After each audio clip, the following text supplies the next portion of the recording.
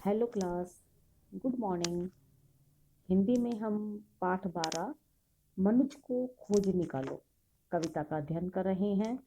इस कविता के लेखक का नाम है सुमित्रा नंदन पंत। इन्हें प्रकृति के सुकुमार कवि के नाम से भी जाना जाता है। मैंने आपको बताया था कि प्रकृति के सुकुमार कवि के नाम से इन्हें ख्याति मिली हुई है।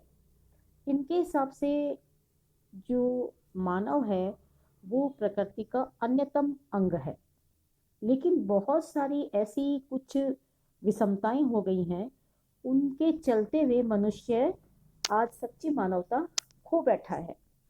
और इस कविता के माध्यम से कवि ने सच्चे मानव को फिर से खोज निकालने का आह्वान किया है कि भी कुछ भी हो जाए, मनुष्य की जो मानवता है वो नहीं खोनी चाहिए। मानवता के कारण ही मनुष्य मनुष्य कहलाता है। अगर उसमें मानवता, मनुष्य के गुण ही नहीं है तो वो मानव रहेगा ही नहीं। ठीक है ना। मैंने आपको बताया था मानव और दानव दो अलग अलग कैटेगरी बनी हुई है।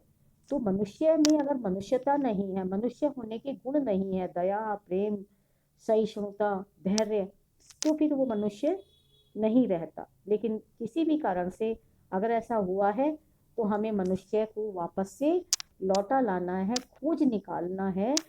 जब मतलब हम बार बार अगर प्रयास करते हैं तो कोई चीज़ हमें जरूर से मिल जाती है। तो मनुष्य को हमें, सच्चे मनुष्य को हमें खोज निकालना है। हम आज इसके प्रश्नोत्तर कर रहे हैं। प्रश्नोत्तर में पहला प्रश्न है हमारा, आपके अनुसार, आपके अनुसार मतलब भाई हम अपने हिसाब से लिख सकते हैं, आपके अनुसार सच्चे मनुष्य में क्या क्या विशेषताएं होनी चाहिए। तो आप भी मेरी बात से एग्री होंगे कि सच्चा मनुष्य वही होता है जो हमेशा दूसरों की मदद करता है। आप इस बात को मानोगे ना कि सच्चा मनुष्य वही है जो हमेशा दूसरों की मदद करता है, जो केवल अपने बारे में नहीं सोचकर हमेशा गरीबों व असहायों की, असहाय माने जिनकी कोई सहायता करने वाला नहीं होता, जो हमेशा अपने बारे में नहीं सोचकर हमेशा गरीबों के बारे में और असहायों के विषय में सोचता है, जो दूसरों की मदद करके दूसरों की खुशी में अपनी खुशी समझता है, वही सच्चा मानव होता है। सच्चे मानव में दया होनी चाहिए, धर्म होना चाहिए, अपने कर्म जो भी करे, कर्म माने जो भी काम करे वो दूसरों की मदद के लिए करे, दूसरों के बारे में सोचे। ठीक है। तो हमने इसका आंसर क्या लिखा है, सच्चा मनुष्य वही होता है जो हमेशा दूसरों की मदद करता है, जो केवल अपने बारे में नहीं सोचकर हमेशा गरीबों व असहायों के विषय में सोचता है, जो दूसरों की मदद करके दूसरों की खुशी में अपनी खुशी समझता है, वो सच्चा मनुष्य होता है। उसमें दया भी होनी चाहिए बेटा, धैर्य भी होना चाहिए, संयम भी होना चाहिए। सच्चे मनुष्य के बहुत सारे गुण हो सकते हैं। नंबर 2 कह रहा है, मूल व्यक्ति को फिर से चालो। मूल व्यक्ति को फिर से चालो, चालो माने ढूंढ निकालना। तो क्या अर्थ है इस बात का कि मूल व्यक्ति को फिर कहाँ से ढूंढ निकालें, कहाँ से ढूंढ निकालना है। चालो माने ढूंढ निकालना। तो मनुष्य जो है वो प्रकृति का अन्यतम अंग है। एक बहुत, प्रकृति ने बहुत ही विशेष रूप से मनुष्य का निर्माण हुआ है, प्रकृति ने मनुष्य को बनाया है। विभिन्न विषमताओं के बीच में बहुत सारी जो भागा दौड़ी होती है जीवन की, बहुत सारी विषमताएं आ जाती है, उनके बीच में सच्ची मानवता कहीं खो गई है। काम की अंधी दौड़ में, तरक्की की अंधी दौड़ में भागा जा रहा है, उसमें जो मानवता है, मनुष्य का जो गुण है, इंसानियत है, वो कहीं खो गई है। इसलिए कवि कहते हैं कि सच्चे मानव को फिर से हमें ढूंढ निकालना है, चाहे हमें उसके लिए कुछ भी करना पड़े, हमें सच्चे मनुष्य को ढूंढ निकालना है।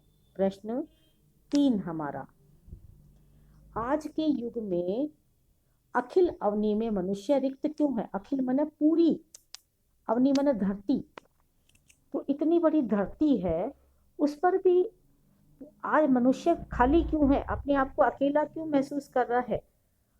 पहले बेटा आपने भी देखा होगा कि बहुत सारे गांवों में अभी भी ऐसा है कि अगर किसी इंसान को कोई पूछने के लिए जाएंगे ना, तो वहां के लोग उनके घर तक छोड़ने के लिए चले जाते थे। इतना वो होता था। आज कुछ भी नहीं है। गांवों में तो शायद अभी भी होता होगा, है ना। और आज पड़ोस में हमें नहीं पता होता कि हमारे पड़ोस में कौन रह रहा। इतना खाली हो गया है मनुष्य, इतना खाली हो गया कि हमें पड़ोसी का नहीं पता, पड़ोसी को हमारा नहीं पता कि इस मकान में ये व्यक्ति रह रहा है। वही बात ये कह रहे हैं कवि, आज के युग में पूरी पृथ्वी, अखिल मन पूरी, संपूर्ण अवनि मन धरती में मनुष्य खाली खाली क्यों है? क्यों है खाली खाली? आज के युग में मनुष्य तरक्की की अंधी दौड़ में भागते भागते अपने जीवन मूल्यों को भूलता जा रहा है। दया, धर्म, संस्कृति, सहिष्णुता आदि सभी को त्याग कर निजी स्वार्थ सिद्ध करने में लगा हुआ है। क्या बताया मैंने?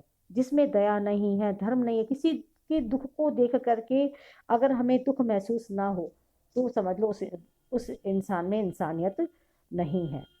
दया, धर्म, सहिष्णुता, धैर्य, है ना, परोपकार, ये सब मनुष्य के गुण है और इनके बिना व्यक्ति व्यक्ति नहीं है। दया, धर्म, संस्कृति, सहिष्णुता आदि सभी को त्याग कर निजी स्वार्थ सिद्ध करने में लगा हुआ है।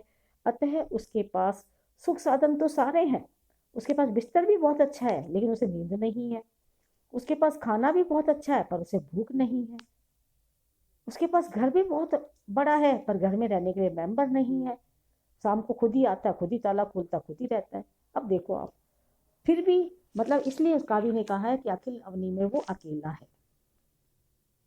कैसे?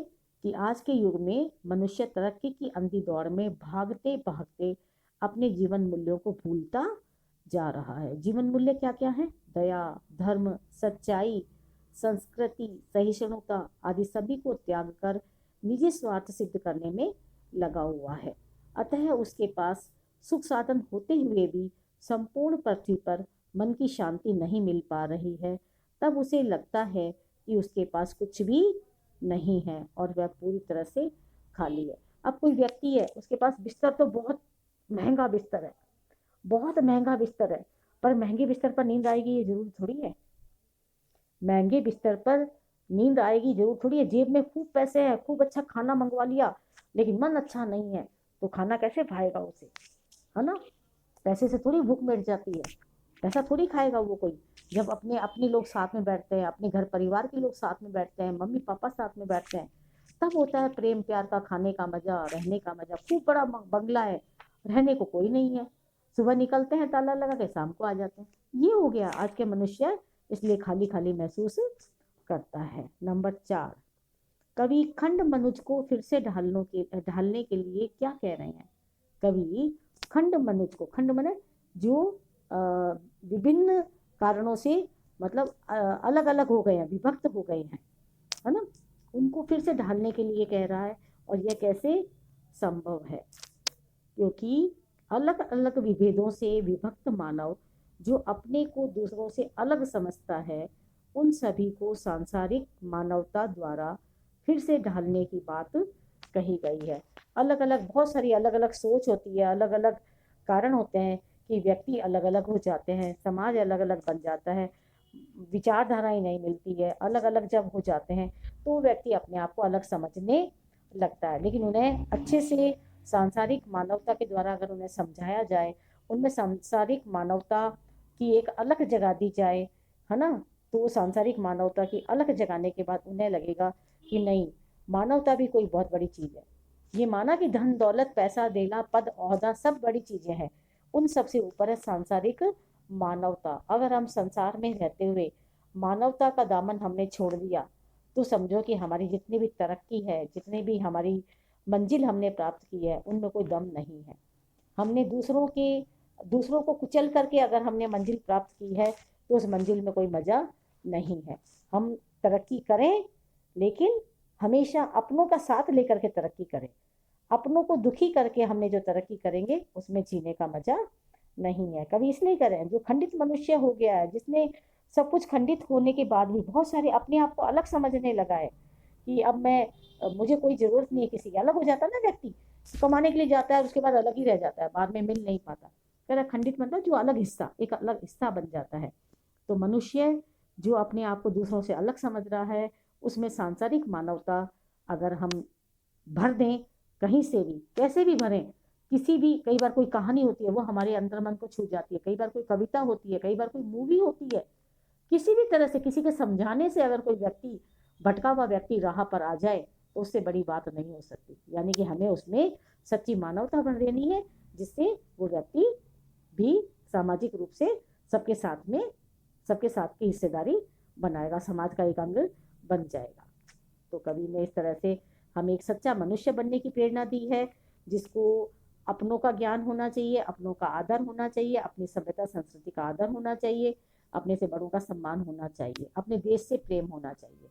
ऐसा मानव कवि ने सोचा है, ऐसा मानव हमें बन के तैयार रहना है। ठीक है, आप प्रश्न उत्तर कर लीजिएगा। Thank you.